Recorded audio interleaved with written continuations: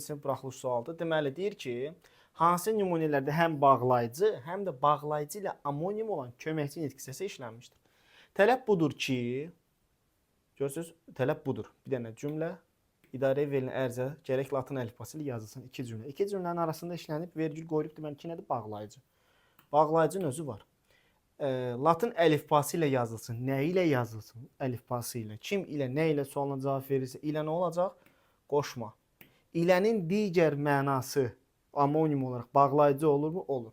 Deməli uşaqlar şərtimiz ödədir. Həm bağlayıcı var, həm də bağlayıcı ilə amonim olan, yəni digər məna tayı bağlayıcı olan köməkçi nitqlərimiz var. Bir götürdüm. Sonra babam ancaq Füzuli və Ağdama və bağlayıcıdır. Değil mi? Demək, ancaq sözünün uşaqlar, əgər vergüllə işlənibsə ki, burada vergül yoxdur.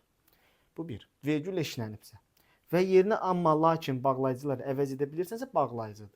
Yox, vergülsüz işlənib və yalnız sadəcə digər təkcə, bircə, digər məhdudlaşdırıcı ədatlarla işlədə bilirsənsə deməli ədatdır. Babam sadəcə Füzuli və Ağdama avtobus reysləri açılanda doğma torpaqları ziyarət etdi, görürsüz alındı. Deməli ancaq burada nədir? Ədat.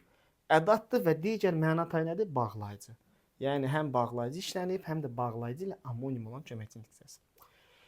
Kim ki insanı sevir? Bax görsən kim? Bu kimdən ibarət cümlə olmaz ki? İki cümlənin arasında işlənməyibsə ki, nə olacaq? Ədat. Digər məna tayı nədir? Bağlayıcı. Bağlayıcı ilə amonim olan köməkçi nitqəsi işlənib. Aşiq hürriyyət olur. Bəli, hürriyyət olan yerdə də insanlıq olur. Hansı yerdə? Demək, həmçinin hürriyyət olan yerdə insanlıq olur. Demək, burada nədir? Bağlayıcı. Və cümlədə həm bağlayıcı var, həm də bağlayıcı ilə amonim olan digər nitqəsi. Cavabımız olacaq burada 1, 2, 3. 4-ə də baxaq. Mən ki, damdan bazadan baxmaz idim ki, burada bağlayıcı ilə amonim olan köməkçi nitqəsidir. Lakin bağlayıcının özü yoxdur. Ona görə 4 də alınmır. Cavab olacaq 1, 2, 3.